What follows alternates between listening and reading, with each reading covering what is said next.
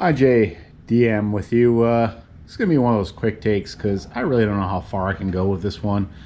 You got these old laptops, you're just like, oh, what am I gonna do with these things? They're, compared to new laptops, they're a little more bulky and thick, but there is one thing, considering with the advent of people collecting old DVD movies, which I'm not really sure where it's coming from, that these actually make great little DVD players along with some other stuff that you can do with them. So let me go ahead and toss that Dell off to the side. It does work. I just decided I want to use the trusty old IBM Thinkpad, and this would be the T60 model with the DVD unit in it.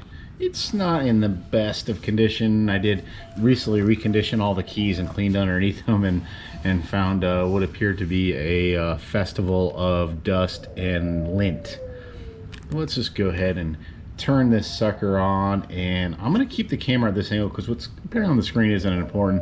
I did show an earlier video on some of these laptops from this generation of early 2000s Windows XP era, what you can do with them, and putting arcade games and make them into little, multi-arcades.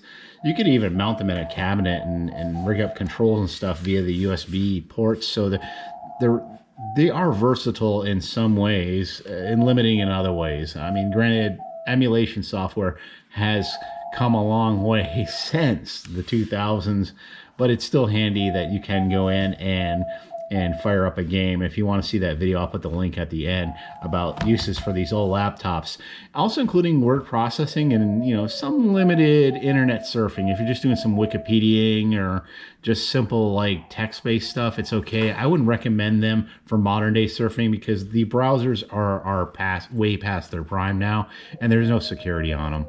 But I do use these for BBS gaming that I've showed in the past, and I'll include a link to that as well at the end. But what else are they good for? Well, what indeed? We'll just slide that over, and we will slide this in. And sadly enough, I had a collection of about, and people are gonna, I love to see the comments. I had nearly probably about 500, 800, 1,000 DVDs back in the day.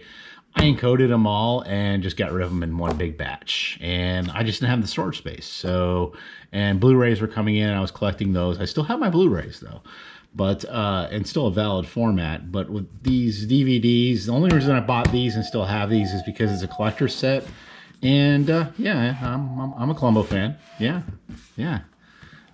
So let's get right into this, and maybe I'll include a couple Columbo references and stuff throughout this video, but that was a mistake, sir. This is a nice little set. The reason I bought, like I said, it was for digitizing purposes, but I decided to keep it, and it's, it's one of those things that's kind of neat to have. And apparently trying to buy the digitized Columbo set is a lot more expensive than just doing it myself, and I'm more than happy with the results. So we have on the side, and I know the birds are cooing. I just decided to do this quick little shindig, which sometimes these don't come out as quick as I think they do when I edit and post, but we'll go ahead and throw that disc right in there. And I actually, other than setting up this computer, I think this is the only other time I've used the CD-ROM, and I don't know how many videos, and I'm not going to do a whole clip thing of about my floppy disk thing and replacing the CD-ROM caddies in the earlier 90s or late 90s computers with floppy disks, but this is appropriate era for a disk, and it's a movie, it's not software, so I figure, what the heck. So we will tilt that up a little bit and see what we get, and if anything fires up. And okay, play DVD video, and I can do it through VLC or the other thing. I'm gonna do VLC. I don't know if you can hear that over the birds, but yeah, the menu comes right up, and I cannot obviously play too much Columbo because of copyright, but I will hit the play button and just show you that this is totally operable. Well, luckily it's just a preview. The volume's a little low. I mean, you could adjust that in VLC, but it is working. I can hear the audio, and it actually works perfectly as a little portable DVD unit. And that's one of the amazing things about this laptop is that let me see if I can turn the volume up while I'm in this menu. Yeah, there we go. Yeah, so we'll go ahead and close that out before we get any weird copyright strikes.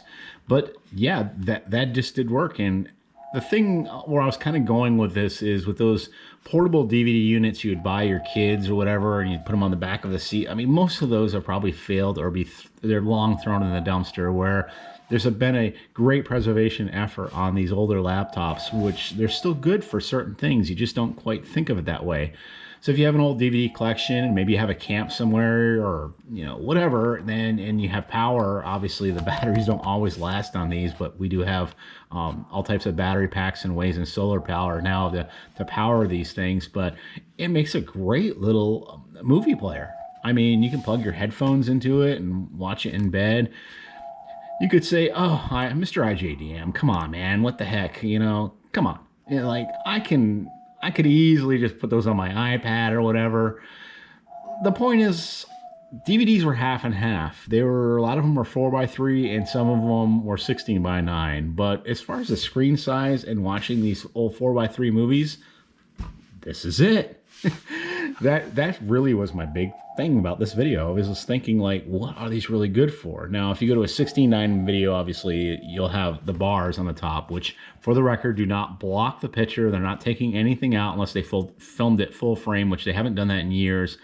But it's the way it's intended to look is usually when it's widescreen. You're not missing much. And if you look around on the internet a little bit, it explains to you a little about pan and scan and how they made the picture square compared to what you would see in the theater. And it was actually quite interesting. In a lot of my earlier movies that I had, I'd actually look for the widescreen versions because I realized how much more I was seeing in the picture. But there you go. There's finally something on a disc from the IJDM channel. Yes, and it worked. I didn't have any major issues other than birds cooing. But I don't know. Maybe I can go out on a good Peter Falk line, but I honestly can't think of anything right now. Oh, Mr. Janis, just one more thing, please. I thought you had a clock to punch. I do. I'm leaving right now. I had mentioned about this being a good DVD portable unit, but also a good thing if you like doing retro gaming, which I did mention, and there is another whole thing I did on that. But I do have the games that are available on a lot of the archive sites that you can actually go in and have all these games like Capcom Bowling, if you like the Pac-Man thing. Just be aware of the legalities depending where you live on having these games.